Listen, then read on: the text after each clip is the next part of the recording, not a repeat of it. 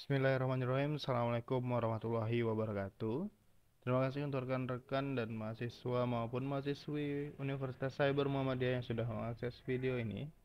Saya di sini hendak memberikan kuliah singkat yaitu tentang komponen apa saja yang berpengaruh terhadap kualitas perangkat lunak ya atau kualitas sebuah software. Nah, di sini kita sering mendengar istilah yang disebut dengan SKA. Sebenarnya SKA itu apa sih, Pak? Nah, dalam bahasa Indonesianya, SKA itu adalah jaminan kualitas perangkat lunak. Kalau bahasa Inggris namanya Software Quality Assurance ya. Yang mana SQA itu adalah serangkaian kegiatan untuk memastikan kualitas dalam proses rekayasa perangkat lunak.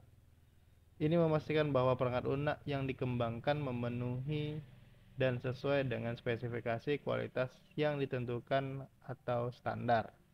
Nah, sedangkan SQA itu ternyata adalah proses yang berkelanjutan dalam siklus hidup pengembangan perangkat lunak atau kita sering dengar yang namanya SDLC ya. Yang mana ini adalah Software Development Life Cycle yang secara rutin memeriksa perangkat lunak yang dikembangkan untuk memastikan memenuhi ukuran kualitas yang diinginkan. Seperti itu. Itu sedikit overview tentang SQA. Nah, untuk hal selanjutnya dapat rekan-rekan baca ya.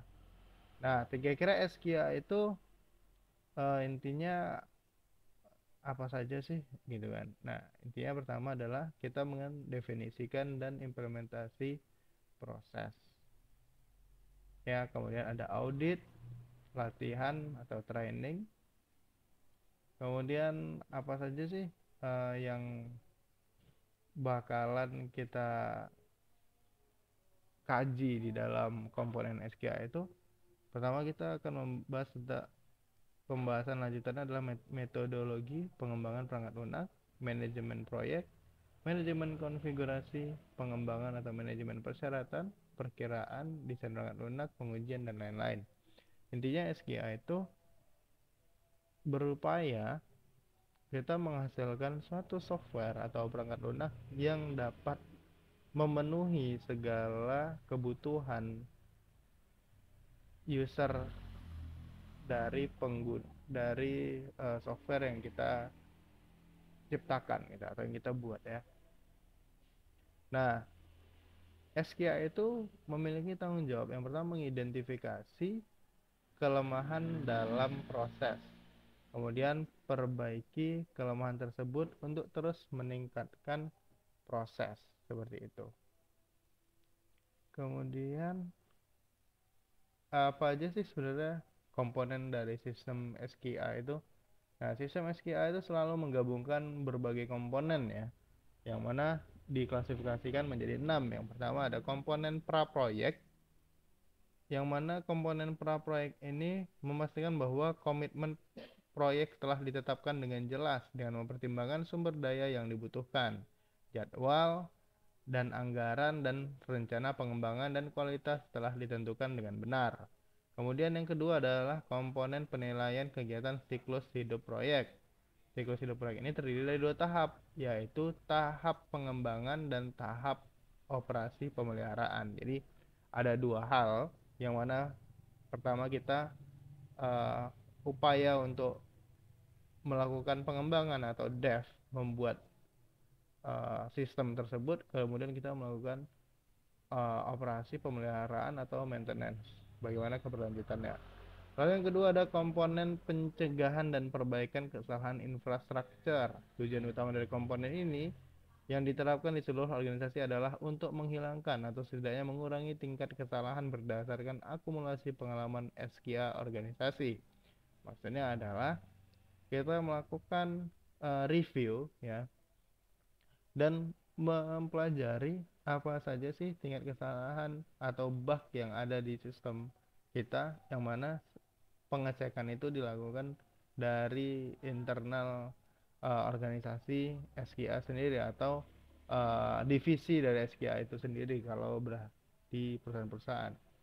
Kemudian selanjutnya ada komponen manajemen kualitas perangkat lunak, yang mana Tujuannya seperti pengendalian kegiatan pengembangan dan pemeliharaan dan pengenalan tindakan dukungan manajerial awal yang terutama mencegah atau meminimalkan kegagalan jadwal dan anggaran serta hasilnya.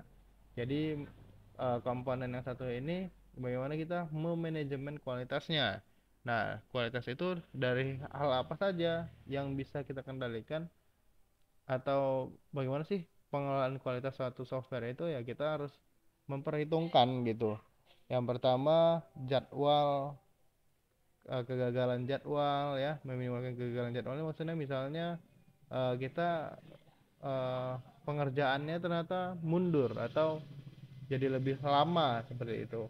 Nah, kita harus bisa eh, memberikan ini yang namanya seperti jaminan ya. Misalnya tuh kenapa satu proyek itu bisa jadi lama. Nah, kita dengan hal yang lama ini, misalnya kita punya deadline 2 minggu, ternyata molor gitu. Molor sampai 3 minggu, 4 minggu, maupun jadi 2 bulan. Nah, kita harus bisa menjelaskan ataupun menampilkan kualitasnya, apa yang membuat kita harus gini. Bagaimana user itu mengerti ternyata untuk menghasilkan suatu sistem yang bagus itu nggak bisa di waktu yang singkat. Ada waktu yang ada waktu khusus gitu, yang mana baru bisa menghasilkan kualitas dari fitur yang diinginkan oleh user itu sendiri. Kemudian ada komponen standarisasi, sertifikasi, dan penilaian sistem SKA, yang mana standarisasi ini menerapkan standar profesional dan manajer real internasional dalam organisasi. Tujuan utama kelas ini adalah pemanfaatan pengetahuan profesional internasional, peningkatan koordinasi sistem mutu organisasi dengan organisasi lain. Nah, intinya pada komponen ini bagaimana kita memenuhi SKA dari sistem kita itu, memenuhi standarisasi, sertifikasi, dan itu diakui oleh dunia internasional. Nah, di sini juga ada hal-hal pengorganisasian untuk SKA, yang mana itu adalah pengorganisasian itu salah satunya komponen utamanya adalah manusia itu sendiri ya. Yang mana basis organisasi SKA ini mencakup manajer, personal pengujian, unit SKA, orang-orang yang tertarik gitu kan, seperti pengawas atau audit, anggota komite, anggota forum, dan itu banyak gitu. Ternyata pengorganisasian untuk SKA itu tidak hanya satu dua orang ataupun satu tim, tapi cukup banyak ya.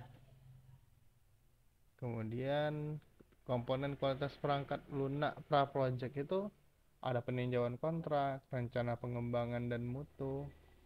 Nah, yang mana masalah utamanya ya dalam pengembangan proyek itu pertama jadwal. Tentu kalau jadwal yang singkat ya bayarannya juga lebih seperti itu. Kemudian ada tenaga kerja yang dibutuhkan dan sumber daya perangkat keras. Evaluasi risiko masalah organisasi, ya pastinya nama organisasi pasti ada suatu permasalahan, kecemburuan sosial dan segala macam. Kemudian metodologi proyek, alat pengembangan dan lain-lain. Kemudian rencana penggunaan ulang perangkat lunak. Dua masalah utama dalam kualitas proyek itu, pertama sasaran kualitas. Dinyatakan dalam istilah yang terukur yang tepat. Jadi kita harus menggunakan satu instrumentasi yang dapat mengukur dan menghasilkan data yang akurat, dan itu dalam bentuk fakta, bukan asumsi. Kemudian kriteria untuk memulai dan mengakhiri setiap tahapan proyek. Yang terakhir adalah daftar tinjauan, pengujian, dan aktivitas verifikasi dan validasi terjadwal lainnya. Oke, itu aja yang dapat saya sampaikan pada kelas kita hari ini. Bila fisabilil haq fastabiqul khairat. Assalamualaikum warahmatullahi wabarakatuh.